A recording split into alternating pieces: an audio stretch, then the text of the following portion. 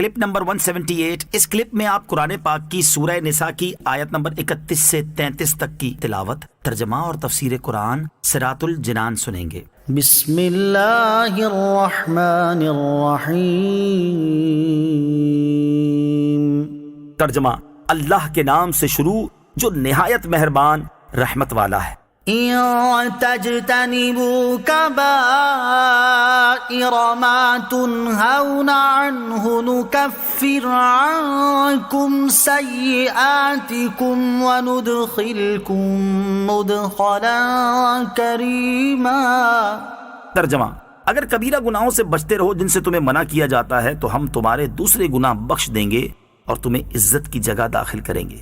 ان تجتنبوا کبائر، اگر کبیرہ گناہوں سے بچتے رہو۔ اس سے پہلی آیات میں بعض کبیرہ گناہ کرنے پر وعید بیان کی گئی، اور اس آیت میں کبیرہ گناہوں سے بچنے پر صغیرہ گناہ بخشنے اور عزت کی جگہ داخل کرنے کا وعدہ ذکر کیا گیا ہے۔ کبیرہ گناہ کی تعریف اور تعداد۔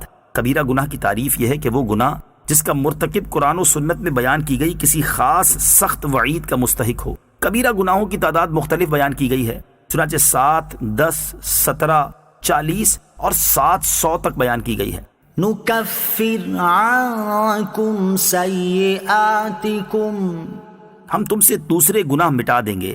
ارشاد فرمایا کہ اگر تم کبیرہ گناہوں سے بچتے رہو گے اور اس کے ساتھ دیگر عبادات بجا لاتے رہو گے تو ہم تمہارے دوسرے صغیرہ گناہوں کو اپنے فضل سے معاف فرما دیں گے اور تمہیں عزت کی جگہ یعنی جنت میں داخل کریں گے۔ یاد رہے کہ یہ معاملہ بھی اللہ عز و جل کی مشیت اور مرضی پر ہے۔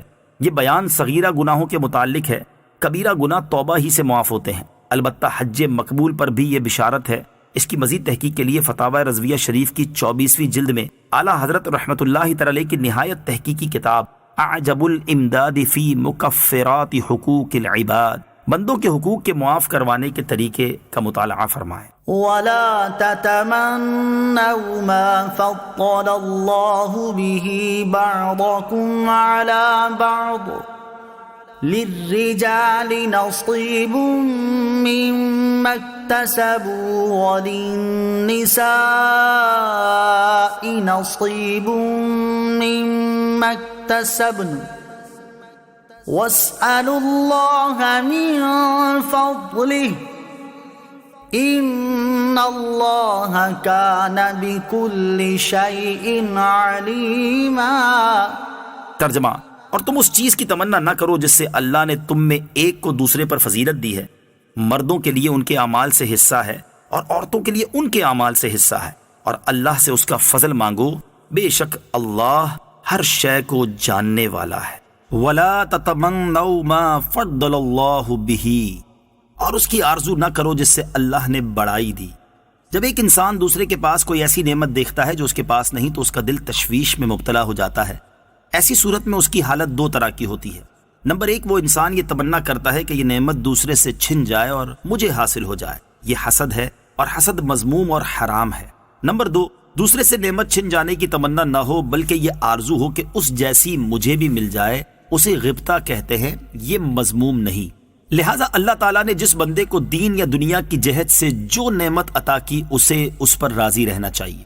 شان نزول، جب آیت میراث میں للذکر مثل حظ الانثیین والا حصہ نازل ہوا اور میت کے ترکے میں مرد کا حصہ عورت سے دگنا مقرر کیا گیا تو مردوں نے کہا کہ ہمیں امید ہے کہ آخرت میں نیکیوں کا ثواب بھی ہمیں عورتوں سے دگنا ملے گا، اور عورتوں نے کہا کہ ہمیں امید ہے کہ گناہ کا عذاب ہمیں مردوں سے آدھا ہوگا۔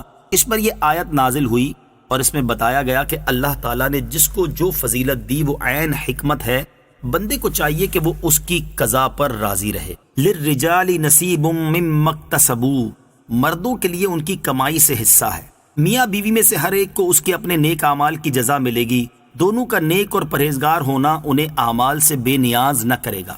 شان نزول، ام المومنین حضرت ام سلمہ رضی اللہ تعالی عنہا نے فرمایا کہ ہم بھی اگر مرد ہوتے تو جہاد کرتے اور مردوں کی طرح جان فدا کرنے کا ثواب عظیم پاتے۔ اس پر یہ آیت کریمہ نازل ہوئی اور انہیں تسکین دی گئی کہ مرد جہاد سے ثواب حاصل کر سکتے ہیں تو عورتیں شوہروں کی فرما برداری اور پاک دامنی سے ثواب حاصل کر سکتی ہیں۔ وَاسْأَلُوا اللَّهَ مِن فَضْلِهِ، اور اللہ سے اس کا فضل مانگو۔ سبحان اللہ، دلوں کے قرار کا کتنا پیارا بیان فرمایا کہ اللہ عز و جل سے اس کا فضل مانگو، کہ حقیقت میں سب سے بڑی چیز اللہ کریم کا فضل و کرم ہے۔ اعمال میں کسی کو دوسرے سے لاکھ گنا بھی زیادہ ثواب ملتا ہو، لیکن اس کے باوجود وہ اللہ عز و جل کے فضل ہی کا محتاج ہے، کیونکہ اس کا جنت میں داخلہ تو اللہ عز و جل کے فضل ہی سے ہوگا۔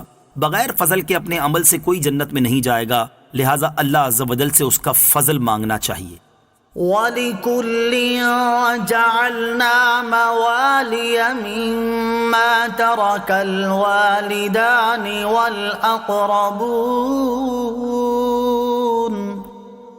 وَالَّذِينَ عَقَدَتْ أَيْمَانُكُمْ فَآتُوهُمْ نَصِيبَهُمْ ان اللہ کان علی کل شیء شہیدا۔ ترجمہ، اور ماں باپ اور رشتہ دار جو کچھ مال چھوڑیں ہم نے سب کے لیے اس مال میں مستحق بنا دیے ہیں، اور جن سے تمہارا معاہدہ ہو چکا ہے انہیں ان کا حصہ دو، بے شک اللہ ہر شے پر گواہ ہے۔ والذین عقدت ایمانکم، اور جن سے تمہارا معاہدہ ہو چکا ہے۔ اس سے عقد موالات مراد ہے۔ اس کی صورت یہ ہے کہ ایسا شخص جس کا نسب مجہول ہو وہ دوسرے سے یہ کہے کہ تو میرا مولا ہے، میں مر جاؤں تو تو میرا وارث ہوگا، اور میں کوئی جرم کروں تو تجھے دیت دینی ہوگی۔ دوسرا کہے میں نے قبول کیا۔ اس صورت میں یہ عقد صحیح ہو جاتا ہے، اور اگر قبول کرنے والا وارث بن جاتا ہے اور دیت بھی اس پر آ جاتی ہے، اور دوسرا بھی اسی کی طرح سے مجہول النسب ہو اور ایسا ہی کہے اور یہ بھی قبول کر لے، تو ان میں سے ہر ایک دوسرے کا وارث اور اس کی دیت کا ذمہ دار ہوگا۔ یہ عقد ثابت ہے، اور صحابہ کرام رضی اللہ تعالی عنہم اس کے قائل ہیں۔